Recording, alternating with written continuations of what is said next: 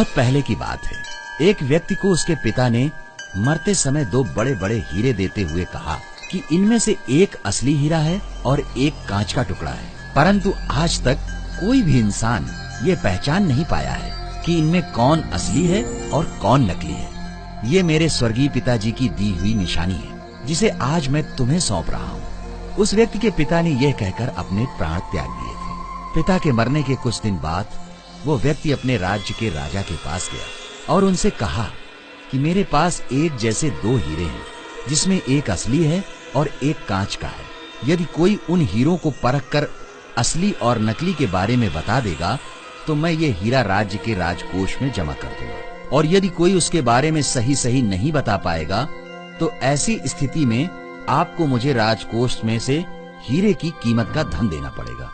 राजा ने उस व्यक्ति की शर्त मान ली और कई पारखियों को उन हीरों को पहचानने के कार्य में लगा दिया, परंतु राज्य का कोई भी पारखी उन हीरों में से असली और नकली हीरे के बारे में नहीं बता पाया। अतः राजा को उस व्यक्ति को उसके हीरे की कीमत का धन अपने राजकोष से देना पड़ा। इस तरह वह व्यक्ति दूसरे कई राज्यों में गया और वहां के राजाओं से भी इसी प्रकार की शर्त रखकर जीतता आया और अपने हीरे को बिना बेचे ही बहुत सा धन एकत्र कर लाया। वह व्यक्ति अपने उस धन को लेकर खुशी खुशी अपने घर वापस आ रहा था कि रास्ते में उसे एक छोटा सा राज्य और मिला। तो उस व्यक्ति ने उस राज्य के राजा से भी जाकर भेंट की।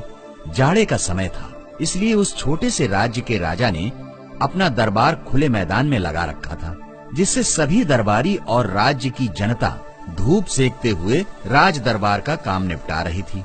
तभी वह व्यक्ति भी राजा से इजाजत लेकर वहां आया और उसने राजा से कहा कि मेरे पास 2 हीरे हैं, जिसमें एक असली है और एक नकली है। मैं हर राज्य के राजा के पास जाता हूँ और उन दोनों हीरों को परखने के लिए कहता हूँ, पर आज तक मेरे उन हीरों को कोई परख नहीं पाया है। इसलिए मैं विजेता बनकर घूम रहा हूँ और अब आपके राज्य में अपनी वही शर्त लेकर आया हूँ।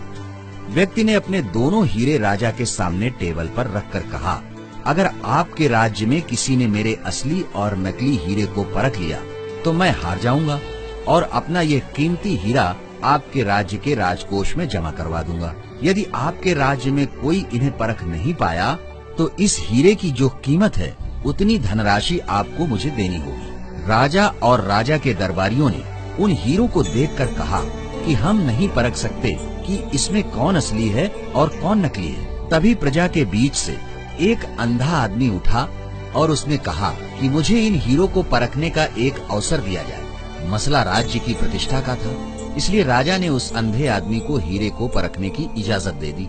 उस अंधे आदमी ने उन दोनों हीरों को हाथ से छुआ और तुरंत ही कह दिया कि ये हीरा है और ये कांच है। अंधे की बात सुनकर वो व्यक्ति बोला, सही परखा आपने, परंतु मैं हारने से पहले ये जरूर जानना चाहूंगा कि बिना आंखों के तुमने हीरे और कांच को कैसे पहचाना। तो उस अंधे आदमी ने कहा कि हम सभी लोग धूप में बैठे हैं और तुम्हारे हीरे भी धूप में ही रखे हैं। जो इस धूप में भी ठंडा बना रहा वो हीरा था और जो गर्म हो गया वो कांच था। दोस्तों, जीवन में भी आप इस बात को देखना कि जो इंसान बात बात पर गर्म हो जाए, किसी से उलझ जाए, वो इंसान कांच है, और जो इंसान विपरीत परिस्थितियों में भी ठंडा रहे वो इंसान हीरा होता है। दोस्तों, हमारी ये कहानी आपको कैसी लगी हमें अपने कमेंट्स में जरूर बताइएगा और साथ ही हमारे इस वीडियो को भी